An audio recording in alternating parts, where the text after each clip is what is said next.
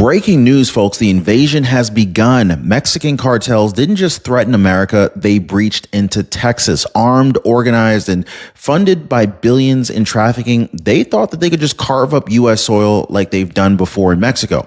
But here's the shocker. This invasion is already backfiring because while the Mexican cartels move in, the world just saw Texas Governor Greg Abbott and President Donald J. Trump unleash a coordinated counterstrike that no one expected. Marines, drones, precision intel. For the first time in decades, the cartels are not running the show. They're being hunted. And so this is where the real divide begins. The media and the Democrats, they're calling it American overreach, claiming Trump has gone too far. Did Trump really go too far? Y'all let me know, but ask yourself this. Do we just sit back and let foreign terror groups build empires in Texas? Or do we stand with leaders who finally have the guts to crush them? Now, stick with me, guys, because I'm going to show you how the cartel's $13 billion empire turned Texas into their next battlefield, why Greg Abbott's critics underestimated him and how he flipped the narrative entirely, and the exact way that Trump's Marine counterstrikes could change this border war forever. Now, trust me, guys, you're going to want to hear what ordinary Mexicans themselves are saying about Trump's crackdown. That part alone is going to stun you. Now, the founders of Chapter, they lived through what too many of you are living through right now. Parents trapped in bad plans, endless bills, no one to fight for them. That's the pain that built Chapter. That is why I partner with them. Jamie from Texas saved $600 a year. That's real, guys. And Ed, at 84 years old, cut $684 a year from his medical costs. That's amazing. Real people, real money saved. Why? Because Chapter refuses to let history repeat itself. Medicare changes are already being written for next year, folks, and they're going to change these things, and several people will be shocked after it happens, and it could cost them thousands. Protect yourself now. Call the number at the bottom of your screen for yourself, for your parents, 909-563-8279, or visit them at askchapter.org/Ron. Do not wait until it's too late. Guys, America just woke up. America woke up to a headline that no one thought was possible. The cartels have officially breached into Texas communities. Not whispers, not speculation, an actual invasion on U.S. soil. This isn't a distant border skirmish. It is happening in neighborhoods where American families live, where American families work and go to school. Roads are blocked, gunfire reported, cartel safe houses uncovered just miles from the Rio Grande. Think about that, guys.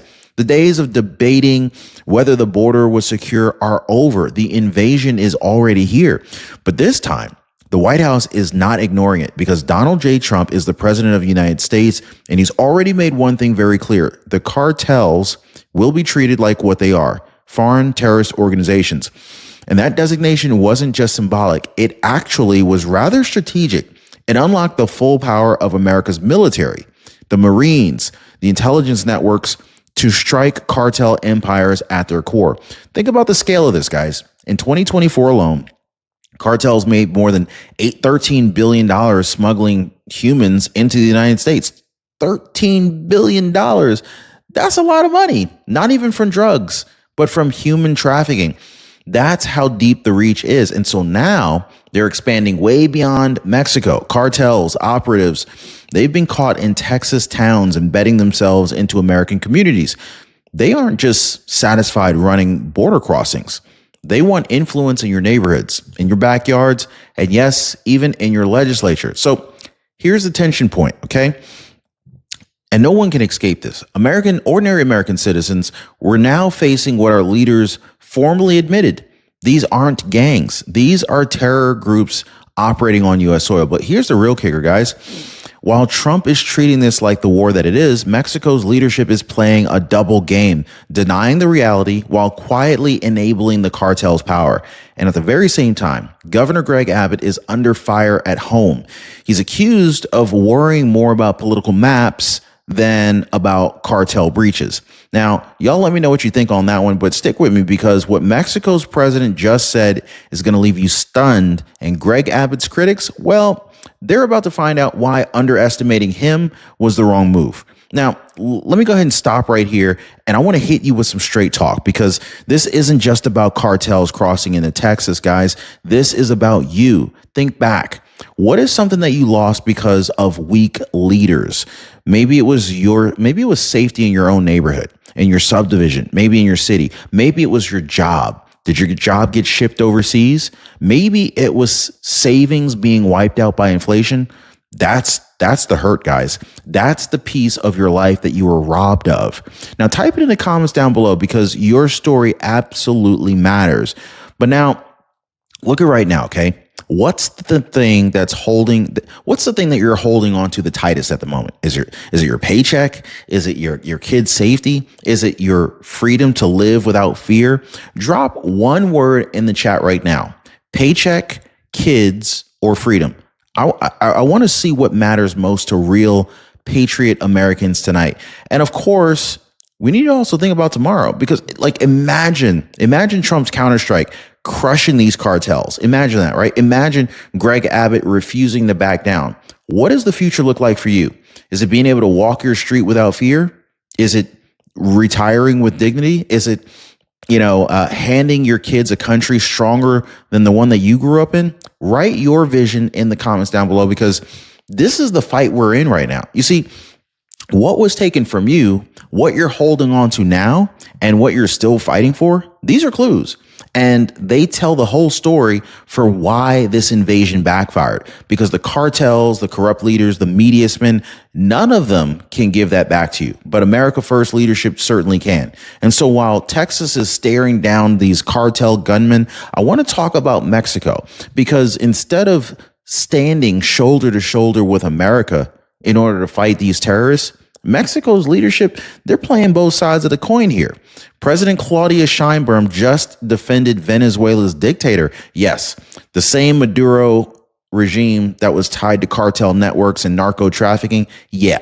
And she insists Mexico's not a part of any kind of criminal empire. Oh, really? Okay. So when cartels are operating openly inside Mexico, making billions of dollars off smuggling and terrorizing citizens who live under their control, that denial doesn't just sound weak. It almost sounds complicit. So here's the ugly truth, guys. Mexico benefits when migrants pour into the United States. Once somebody crosses the border into California or New York, they're no longer Mexico's responsibility. They're no longer Mexico's problem. Sanctuary states, they hand out free health care, shield illegal immigrants from ICE, and they push the costs onto American taxpayers. Mexico, they get to wash its hands free. The cartels get rich and America gets stuck with the bill. And why can't Mexico stop the cartels themselves? Well, that's a good question you have, because cartels have infested every level of their government: police, military, judges, you name it. So it's corruption on a scale that most Americans probably can't even imagine. This is why the so-called crackdowns never work, because the foxes are running the hen house. So the question has to be asked: Is Mexico protecting its people or protecting cartels? So now I want to bring it back home, because while Mexico's dodging responsibility, Texas Governor Greg Abbott, he's taking fire of his own. Critics blasted him, accusing Abbott of focusing more on redistricting lines, redistricting battles that are on than focusing on the cartel incursions. Now, on live TV, he defended the maps, saying that they were about giving minorities, Hispanics, and African Americans a greater voice. His opponents pounced, saying it was all about securing Republican seats in Congress. But here's what the media didn't want you to hear. Abbott pushed back smartly. He reminded everyone that blue states like Illinois, California, and New York have been gerrymandering for years. And he made it crystal clear: Texas will not be bullied into silence. So if Democrats want to go ahead and play hardball, well, Texas can play harder. Anybody watching the show from Texas tonight, if you are, drop a quick comment, represent where you're watching from. Let me know where you're watching from in Texas. So this is where the contrast really becomes undeniable. Greg Abbott is fighting politically to protect Texans from being drowned out. Trump, he's fighting militarily to protect Texans from being wiped out. Now, one battlefield is in Washington, but the other one is in Texas and even beyond that. But the mission is the same: defend the American people. And so here's really kind of where the plot thickens, right? Because while the cartels push deeper and Mexico hides behind these excuses, the media and the Democrats, they're spinning this entire invasion as if it was like America's fault. So the question now is pretty simple. Do you believe them, or do you believe in defending your family? Now, of course, I'm going to show you exactly how the media meltdown is really setting up the perfect moment for Trump's Marine counterstrike. And when you think the invasion itself should be the main story, the media does what it always does. It flips the script, trying to protect the bad guys. You know, CNN, NBC. I said CNN. They're pretty much the same. CNN, MSNBC, and the progressive echo chamber, they're all parroting the same talking point. The cartels are an American-made problem. If Trump orders Marines to strike back, that's just reckless overreach. Well, think about that, guys. Armed terrorists breach Texas, and instead of asking how we defend Americans, they blame America. Instead of focusing on the families in border towns living in fear, they wag their little finger at the one president finally taking action. Interesting. So do we stay passive while cartels expand, or do we back Trump's active defense of American lives? Because we got to take a stance here. Sitting on the sidelines only benefits one group, the cartels. But Trump is not playing their game. He's moving decisively. Within hours of the breach, President Trump ordered Marines, drones, and precision surveillance to map out the cartel strongholds. U.S. intel is now knows exactly where these terrorists are, where they're storing weapons, running the human smuggling operations, and even stealing crude oil for black market sales. This is huge. This isn't about endless wars. This is about precision counterstrikes, crippling cartel networks without dragging America into the quagmires of the past. You guys remember when Trump ordered the Soleimani strike? That was about eliminating an imminent threat before more Americans died. This is pretty much the exact same doctrine: swift, targeted, and justified. So here's the part that's never going to make the front page. Trump's strategy isn't just smart, it's compassionate. Every strike that cripples a cartel's safe house does not just protect Americans. It also gives ordinary Mexicans a shot at living free from the shadow of a criminal empire that has ruled them for decades. So while the media is screaming overreach, Trump is proving that real leadership looks smart. It looks strategic, and it's laser focused on defending innocent people on both sides of the border. So now, here's the kicker, guys. These cartels, they ain't just drug lords anymore. They've evolved. They've grown into these full-scale empires. They're like conglomerates now, stealing oil, mining illegally, and smuggling weapons.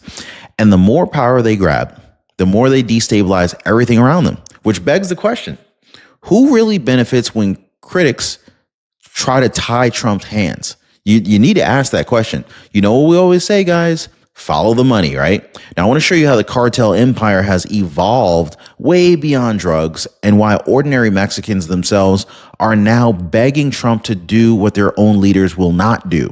So here's what the mainstream media will never admit. Cartels, they're no longer just about drugs. They've transformed into these full-scale criminal operations, criminal empires, if you will, and their operations look more and more like multinational corporations rather than gangs. Take Mexico's state-owned oil company, Pemex. Cartels are literally stealing crude oil straight out of pipelines, smuggling it across the Texas border, and then selling it on the black market. The scheme is so massive that the U.S. Treasury had to sanction 26 different entities that were tied to cartel oil theft. And it doesn't even stop there. Cartels are running illegal mining operations. They're extorting legitimate companies and smuggling weapons from Guatemala to arm their armies. Now, think about the scale of that operation, right? These aren't some small-time narcos. They're global players destabilizing entire nations. And so now here's the big part, right? When progressives scream overreach, when they tell Trump to stand down, who really benefits? It ain't Americans. It's not Mexicans. The only winners are these cartel empires that thrive on chaos, corruption, and weakness. But listen to this, guys, because this is really where it gets truly heartbreaking.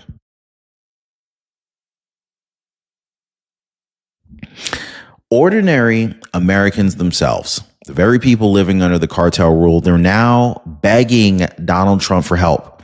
Now, most people can't even imagine that, but it's happening. One businessman from Sonoma said it flat out. Once you could avoid the cartels if you kept your head down. Those days are over. Nobody escapes them now. Now think about that, guys.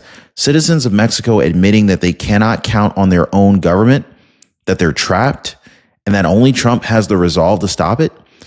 That doesn't make Trump's counterstrike aggression. It makes it a moral obligation, not just to defend American families in Texas, but to give innocent Mexicans a chance to live free in their own country, free of cartel tyranny. So this is where the invasion truly backfires, because the cartels thought that breaching Texas would show strength. Instead, it just triggered Trump's decisive counterstrike, exposed Mexico's denial, and it revealed the media's hypocrisy. So I want to show you exactly how this backfire is accelerating the downfall of the cartels themselves and why Trump and Abbott have turned chaos into opportunity. Now, here's the twist that the cartels never saw coming. Their invasion into Texas, it didn't intimidate America. It backfired in their faces. They thought breaching our border was going to give them leverage. They thought fear would keep America's leaders frozen. But instead, what happened? The breach triggered the full weight of President Trump's counterstrike. Marines deployed, drones overhead, precision intel lighting, just lighting up every cartel safe house like a bullseye.